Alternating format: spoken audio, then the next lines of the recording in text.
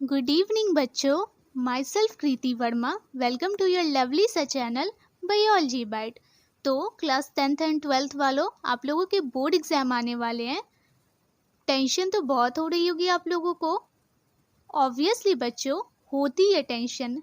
सारे बच्चों को टेंशन होती है थोड़ी बहुत. अगर आप कम पढ़ाई करें या फिर आप ज़्यादा पढ़ाई करें, टेंशन तो होती ही है. इवन जब मेरे बोर्ड एग्जाम थे तो मुझे भी टेंशन होती थी ये सोचकर कि पता नहीं कहाँ से क्वेश्चन आएंगे, कैसे क्वेश्चन आएंगे. तो टेंशन होती है. बट आपको टेंशन नहीं लेना है. आपने बस पढ़ाई करनी है, अपने सिलेबस को अच्छे से कंप्लीट करना है. क्योंकि more study is equal to less tension. आप जितना ज़्यादा पढ़ेंगे आपका टेंशन कम होते जाएगा. आपको बस अच्छे से पढ़ाई पे फोकस करना है. But the question is how to manage our study schedule. क्या पढ़े, कैसे पढ़े और कब पढ़े, ये सारी बातें मैं आज आप लोगों को बताऊंगी कि कैसे आप अपने स्टडी शेड्यूल को मैनेज करेंगे. वैसे तो मेरी जो वीडियोस होती है वो पीपीटीज वाले होते हैं, बट मुझे आज स्टडी टिप्स देनी थी आप लोगों को, तो इसीलिए मैं आमने सामने इंटरेक्ट कर रही हूँ. क्योंकि क्या होता है ना, आमने सामने इंटरेक्शन से ज़्यादा क्लैरिटी आती है एंड ये ज़्यादा इफ़ेक्टिव होता है. इसीलिए मैं आज आपसे आमने सामने इंटरेक्ट कर रही हूँ. तो हम अपने स्टडी शेड्यूल को कैसे मैनेज करें, क्या पढ़े क्या ना पढ़े, इन बातों को हम डिस्कस करेंगे. पर इन बातों को हम स्टेप वाइज करके डिस्कस करेंगे. इसे हम एक एक करके समझेंगे. तो step number 1, remove all the distraction from your study. अपनी पढ़ाई से जितने भी डिस्ट्रैक्शन है उसे आप बाहर फेंक दीजिए. क्योंकि डिस्ट्रैक्शन होगी तो आपकी पढ़ाई पे कंसंट्रेशन नहीं बन पाएगी. इसीलिए जितने भी डिस्ट्रैक्शन है, जिस चीज़ से आपके पढ़ाई में डिस्टर्बेंस क्रिएट होती है, उसे आप बाहर फेंक दीजिए. जैसे मैं एग्जांपल देती हूँ. हमारा पहला डिस्टर्बिंग एलिमेंट है हमारा फ़ोन. फ़ोन से बहुत ही ज़्यादा डिस्टर्बेंस क्रिएट होती है. इसीलिए आप फ़ोन से ज़्यादा टाइम दूर रहें. अगर आपको कोई यूज़ होगा फ़ोन का, जैसे क्वेश्चंस देखने हैं या फिर किसी चीज़ का सॉल्यूशन देखना है, तभी आप फ़ोन को यूज़ करें. अदरवाइज़ आप फ़ोन से दूर रहें. क्योंकि आजकल के बच्चे जो होते हैं वो पढ़ाई कम, सोशल मीडिया पे ज़्यादा ही बिजी होते हैं. इंस्टाग्राम, स्नैपचैट, टेलीग्राम वगैरह ये सब पे वो बिजी होते हैं दिन भर. तो इसीलिए फ़ोन से आप दूर रहें. फिर आपके एग्ज़ाम के बाद बहुत आपके पास टाइम होगा फ़ोन को ऑपरेट करने के लिए. इसीलिए अभी के टाइम अपना फोकस सिर्फ और सिर्फ अपने पढ़ाई पे रखें. फ़ोन से आप दूर रहें. और आजकल के बच्चों के तो पर्सनल फ़ोन होते हैं, तो मेक श्योर जब आप पढ़ाई कर रहे हैं तो अपने फ़ोन को आप खुद से दूर रखेंगे.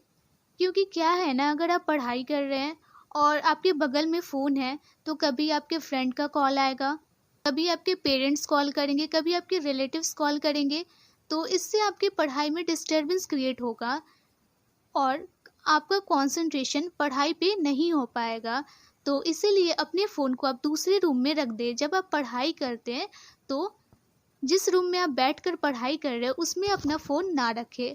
और अगर रख भी रहे हैं आप तो फ़ोन को ऑफ़ कर दें, ताकि आपकी पढ़ाई में डिस्टर्बेंस क्रिएट ना हो. बाकी अगर आप पढ़ाई करते हैं तो मूड को फ्रेश करने के लिए आप थोड़ी देर फ़ोन को देख सकते हैं, चला सकते हैं. बट हर टाइम फ़ोन आपको नहीं करना है. अब कुछ बच्चे ऐसे हैं जो बोलेंगे, अरे मैम ये क्या बात कर रहे हो आप, मैं फ़ोन से कैसे दूर रह सकता हूँ, मेरे इंस्टा पे इतने सारे फॉलोअर्स हैं, इतने सारे फैंस हैं, मैं उनका रिप्लाई कैसे करूँगा, स्नैपचैट पे इतने फॉलोअर्स हैं, स्टोरी कैसे मेंशन करूँगा. तो ये सब आप बोर्ड एग्ज़ाम तक ना ही करो. क्योंकि बोर्ड एग्ज़ाम के बाद आपके पास बहुत ही ज़्यादा टाइम होता है, तब आप इंस्टा पे स्टोरी लगाना और अपने फैंस को रिप्लाई देना. अभी आप इन चीज़ों को अवॉइड करो, इनसे आप दूर रहो, ताकि आपके बोर्ड एग्ज़ाम में अच्छे नंबर आ सके. दूसरा आपका डिस्टर्बिंग एलिमेंट है wedding ceremony and birthday parties etcetera. ये सब को भी आपको अवॉइड करना है बोर्ड एग्ज़ाम तक.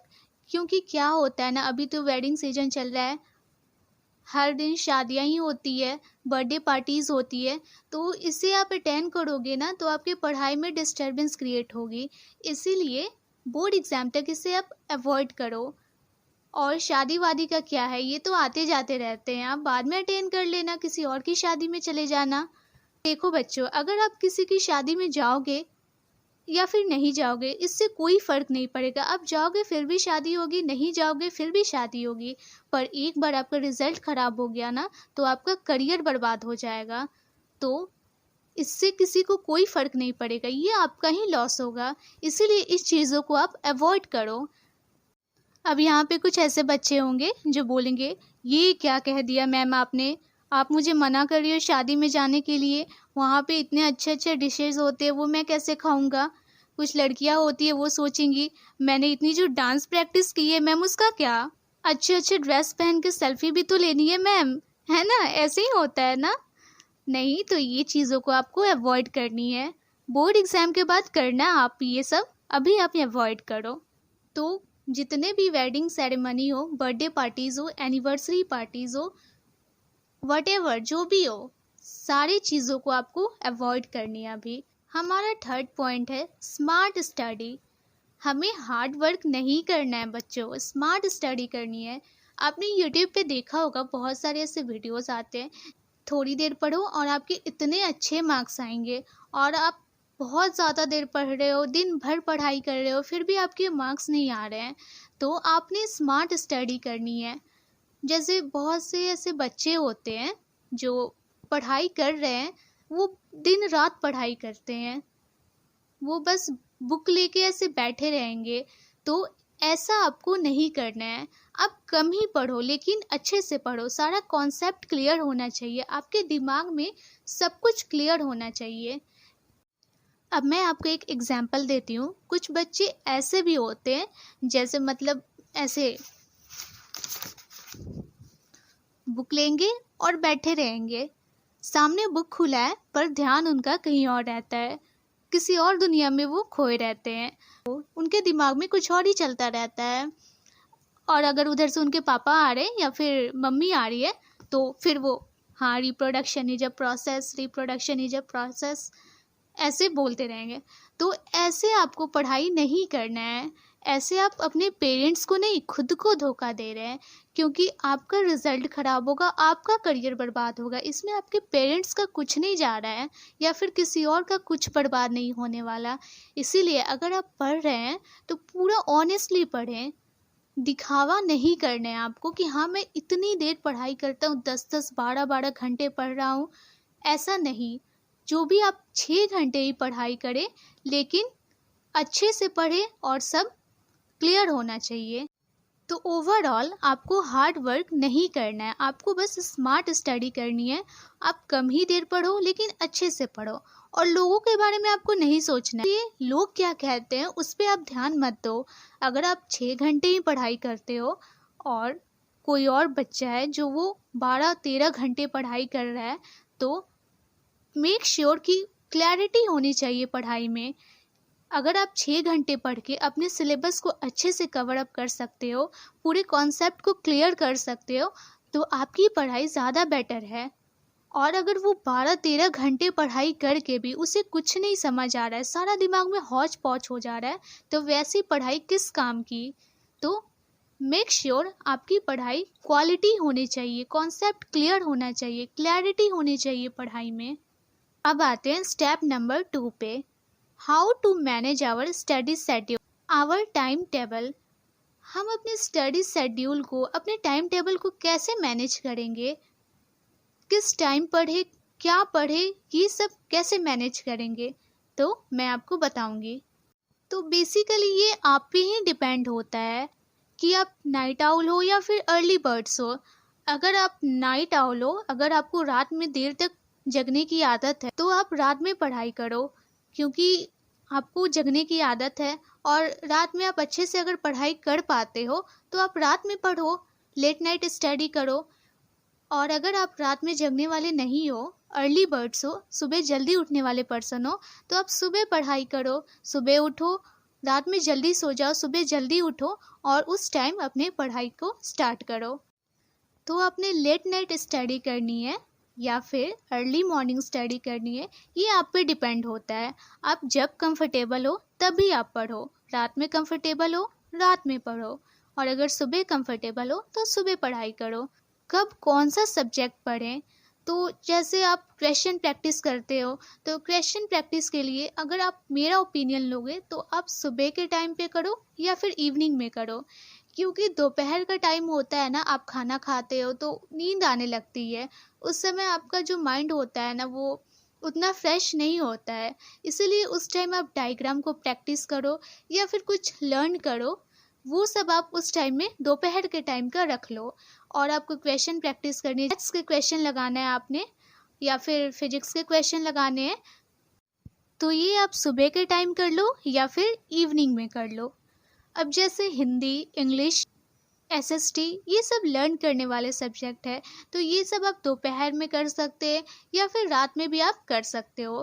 पर मैथ्स हो गए या फिजिक्स हो गए, केमिस्ट्री हो गए, ये सब में क्वेश्चन प्रैक्टिस करने होते हैं आपको, तो ये आप सुबह में रख लो या फिर इवनिंग में रख लो। और बायोलॉजी हो गए, ये सब लर्निंग सब्जेक्ट है, आप रात में लर्न कर लो या फिर जब आप कंफर्टेबल हो तब आप कर सकते हो। तो ऐसे आप अपने टाइम टेबल को मैनेज कर सकते हो कि कब हमें किस टाइम पे कौन सा सब्जेक्ट पढ़ना है। लेकिन मेक श्योर डेली कंसिस्टेंसी होनी चाहिए। आप थोड़ा थोड़ा पढ़ो लेकिन डेली पढ़ो।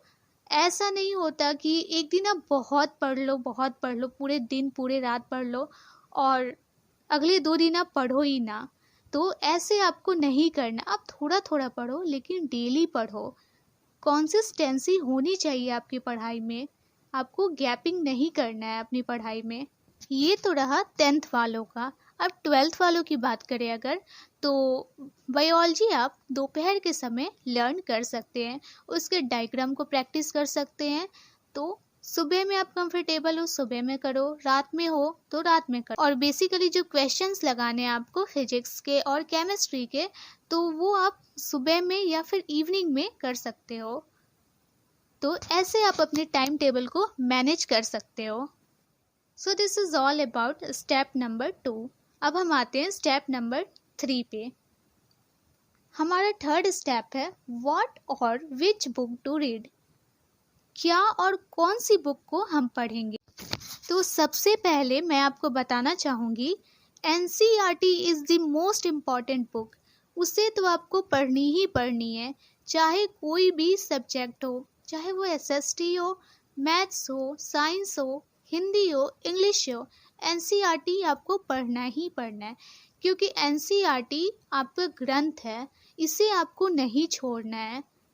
हाँ, आप क्वेश्चन जो होते हैं वो आप सैम्पल पेपर से लगाओ, साइड बुक से लगाओ, प्रीवियस ईयर के क्वेश्चन लगाओ, लेकिन अगर कॉन्सेप्ट की बात करें तो एनसीईआरटी ही सबसे ज़्यादा ज़रूरी है।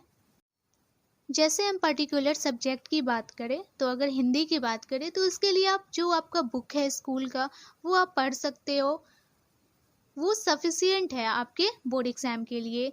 इंग्लिश में भी आप आपके टीचर जो ग्रामर करवाते हैं वो आप लर्न कर लो, प्रैक्टिस कर लो, और फिर जो आपका मेन बुक है एनसीईआरटी उसे आप पूरा अच्छे से पढ़ लो। फिर एसएसटी में तो पूरा लर्न करने वाला है, तो उसे भी आप लर्न कर लेंगे बुक से। और मैथ्स में क्वेश्चन लगाने हैं तो आपके जो एनसीईआरटी बुक होते हैं और एक आर.एस. अग्रवाल 2 बुक होते हैं मैथ्स के, तो उसे आप अच्छे से प्रैक्टिस कर लेंगे। और अगर साइंस की बात करें तो इसमें भी आपको एनसीईआरटी ही पढ़नी है। अगर आपको क्वेश्चन प्रैक्टिस करनी है तो आप साइड बुक से या फिर सैम्पल पेपर लगा सकते हैं, पर अगर कॉन्सेप्ट अगर आपको समझना है तो आप एनसीईआरटी पढ़ो, क्योंकि एनसीईआरटी के हर एक लाइन से क्वेश्चन बन सकती है, तो उसे आप अच्छे से पढ़ेंगे। और सबसे ज़्यादा बायोलॉजी के डायग्राम इम्पॉर्टेंट होते हैं, उसे तो आपने अच्छे से प्रैक्टिस करनी है। आपके हर एक डायग्राम क्लियर होने चाहिए, ताकि बोर्ड एग्ज़ाम में कोई भी डायग्राम दे दे और उसको लेबल करने के लिए बोले तो आपको प्रॉब्लम ना हो। या फिर नेफ्रॉन के स्ट्रक्चर बनाने को आ जाता है, या बाइनरी फिजन इन एमीबा, ये सब क्वेश्चन बहुत इंपॉर्टेंट है। इसे ये सारे डायग्राम को आप प्रैक्टिस कर लेंगे अच्छे से। और प्रीवियस ईयर क्वेश्चंस भी बहुत ही ज़्यादा इम्पॉर्टेंट है, इसे भी आप प्रैक्टिस कर लेंगे। पिछले 6 या 7 साल के क्वेश्चन आप प्रैक्टिस कर लेंगे प्रीवियस ईयर के, क्योंकि उसके क्वेश्चंस बोर्ड एग्ज़ाम में आते हैं। तो प्रीवियस ईयर के क्वेश्चंस भी आप अच्छे से देख लेंगे। तो अभी मैंने डिस्कस करा क्या पढ़े और कैसे पढ़ें, तो ये सारी बातें अब क्लियर है। सबसे पहले आप अपने पढ़ाई सारे डिस्ट्रैक्शन को दूर करेंगे, सारे डिस्टर्बिंग एलिमेंट्स को दूर करेंगे ताकि आपके पढ़ाई में डिस्टर्बेंस क्रिएट ना हो, चाहे वो फ़ोन हो या फिर पार्टीज़ हो, ये सबको आप अवॉइड करेंगे। अभी आप wedding party, birthday party, anniversary party, blah blah blah, ये सब आप अटेंड नहीं करेंगे, इसे आप अवॉइड करें। Because it is the time to study बच्चों, not to go to any wedding ceremony, birthday parties etcetera. तो आप पढ़ाई पे पूरा फोकस करें। दूसरा, अपने टाइम टेबल को आप मैनेज करें, अपने स्टडी शेड्यूल को मैनेज करें। कब आप कंफर्टेबल है आप उसी टाइम पढ़ाई करें। रात में कंफर्टेबल है रात में पढ़ो, दिन में कंफर्टेबल हो सुबह में कंफर्टेबल हो सुबह में पढ़ो, वो आप पे डिपेंड होता है। थर्ड है क्या पढ़े कैसे पढ़े। तो मैंने जैसा कि बताया एनसीईआरटी बहुत ही इम्पॉर्टेंट है, तो वो आप स्किप ना करें। बाकी अदर बुक आप पढ़ सकते हैं, इसमें कोई रोक टोक नहीं है आपको, लेकिन एनसीईआरटी आप पढ़े ही पढ़े। तो ये सारी बातों को आप फॉलो करें ताकि बोर्ड एग्ज़ाम में आपके अच्छे से अच्छे मार्क्स आ सके। तो बच्चों आप मेरे इस बातों को फॉलो करें और पढ़ाई अच्छे से करें ताकि बोर्ड एग्ज़ाम में आपके अच्छे मार्क्स आ सके। इसीलिए ये स्टडी टिप्स आपको देने के लिए, ये सारी बातें आपको समझाने के लिए मैं आपसे आमने सामने इंटरेक्ट कर रही हूँ ताकि आपको बातें अच्छे से समझ में आए। आप 10th वाले स्टूडेंट्स हो या फिर 12th वाले स्टूडेंट्स हो, अब आप पढ़ाई में लग जाओ, पूरा फोकस पढ़ाई में करो, क्योंकि अब आपके पास ज़्यादा टाइम नहीं रह गया है। आपके एग्ज़ाम फेब या मार्च में होते हैं, तो आपके पास बस 2 महीने हैं। इस 2 महीने में आपको अच्छे से पढ़ाई करनी है। सारी डिस्ट्रैक्शन वाली चीज़ों को आप अवॉइड करो और पूरा का पूरा फोकस अपनी पढ़ाई में लगाओ। क्योंकि क्या है ना, अभी आप देखो ठंड का मौसम चल रहा है, ठंड में बच्चों को वैसे भी बहुत आलस आता है, उनकी पढ़ाई अच्छे से नहीं हो पाती है। मैं आपको बता रही हूँ क्योंकि ठंड में बच्चे को बहुत ही ज़्यादा आलस आता है। वो दिन भर ब्लैंकेट में पड़े रहेंगे या फिर इधर उधर करके अपना टाइम पास कर देते हैं और बाद में उन्हें गिल्ट फील होता है कि काश मैंने पढ़ाई की होती या किया होता। बाद में आपको रिग्रेट ना हो, इसीलिए आप अभी अपने टाइम को यूटिलाइज करो, पढ़ाई पे पूरा फोकस करो और आलस मत करो। अगर आपको ठंड लग रही है तो आप रूम हीटर ऑन कर लो या फिर पूरे कपड़े पहन के पढ़ाई करो। अब ब्लैंकेट में ही बैठ के पढ़ाई करो या फिर स्टडी टेबल पे, जैसे आप कंफर्टेबल हो, लेकिन पढ़ो, अपने टाइम को बर्बाद मत करो। तो बच्चों आप लोग मेरी इन बातों को आज और अभी से ही फॉलो करना स्टार्ट कर दो। और वीडियो कैसी लगी वो मुझे आप कमेंट सेक्शन में बताना, और इस वीडियो को अपने दोस्तों के साथ भी शेयर करना ताकि वो भी अपने पढ़ाई पे पूरा से पूरा फोकस कर सकें।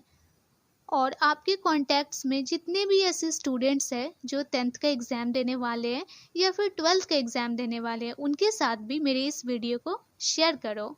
तो आप लोग फुल स्ट्रैटेजी एंड डेडिकेशन के साथ पढ़ाई करते रहें। Wish you all the very best to all of you, and don't forget to subscribe my channel. Thank you.